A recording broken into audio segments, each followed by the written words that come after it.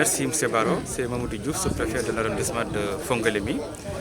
Comme vous le savez, dans le cadre de la lutte contre le Covid-19, au niveau de l'arrondissement, certaines mesures ont été prises en rapport avec le comité départemental de lutte contre les épidémies, mais également le comité régional.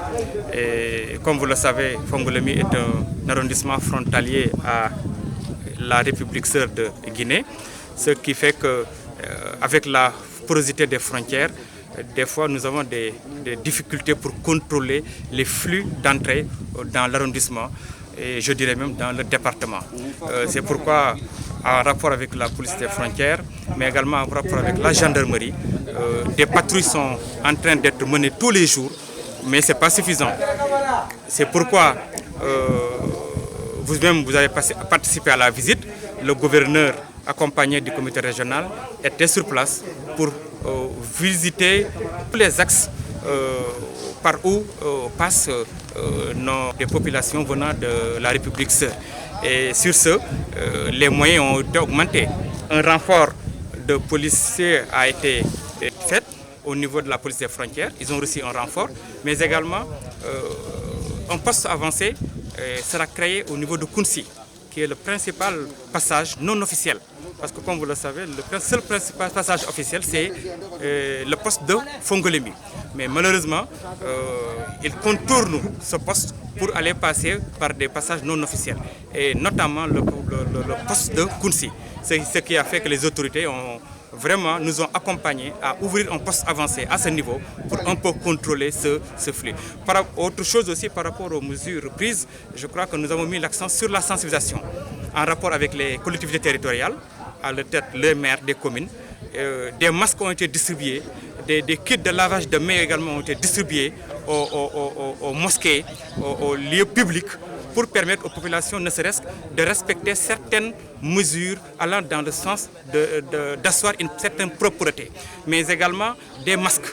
Les masques, par exemple, le maire de Dimboli a fait confectionner pas mal de masques qu'il a distribués à ses populations. Le maire de Fongo a fait de même. Par rapport à la distanciation sociale, on ne cesse actuellement, quand l'occasion se présente, de parler avec les populations. Hier, moi-même, je me suis déplacé en rapport avec le maire et le conseil communal de la jeunesse, avec une quinzaine, une vingtaine de jeunes. On a fait le tour du marché hebdomadaire de Fongo pour mener une certaine sensibilisation sur le port des masques, sur le lavage des mains, mais également sur le respect de la distanciation physique. Ce qui est important. Parce que cette maladie, pour lutter contre cette maladie, il faut véritablement respecter les mesures barrières. Les mesures barrières que je viens de citer. Et je crois que d'une manière générale, on a vu que les populations, franchement, respectent les consignes avec l'appui des maires, des relais communautaires, mais également de la jeunesse. Par rapport aux mosquées aussi, vous savez, le président de la République, dans son discours de l'autre jour, a allégé les mesures, notamment l'ouverture de certains lieux publics, comme les marchés et les mosquées. Et là aussi, depuis hier, je suis en contact avec les imams. Je suis en contact avec les imams pour qu'on puisse respecter tout ce qui est mesures barrières au niveau des mosquées. Notamment, quand quelqu'un va à la mosquée, il doit partir avec sa natte.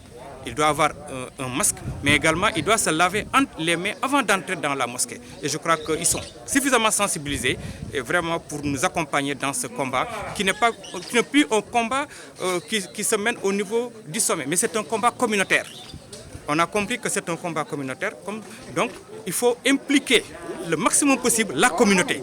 Et je crois que de plus en plus, on voit qu'au niveau de l'arrondissement, cette communauté s'est appropriée ce combat et peut-être on va essayer de faire tout pour ne pas avoir de cas.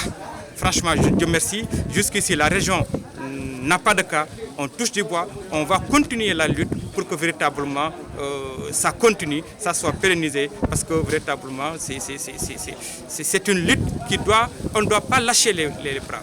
On doit continuer le combat pour vraiment vaincre cette maladie qui aujourd'hui ne cesse d'impacter les populations. Merci beaucoup.